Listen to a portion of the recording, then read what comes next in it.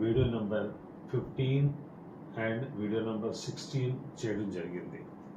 ఈ వీడియోని ఒక 2 days బ్యాక్ నేను ఒకసారి వెరిఫై చేసుకుంటుంటే నాకు అనిపించింది ఇంకా బెటర్మెంట్గా ఈ చాప్టర్ని ఎక్స్ప్లెయిన్ చేయొచ్చు అనేటటువంటి విషయాన్ని నాకు ఐడియా వచ్చి నేను ఈ వీడియో చూస్తున్నాను.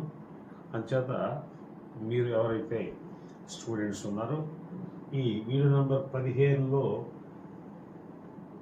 9.34 మినిట్ నుంచి స్కిప్ చేసేయండి, ఇక చూడొద్దు.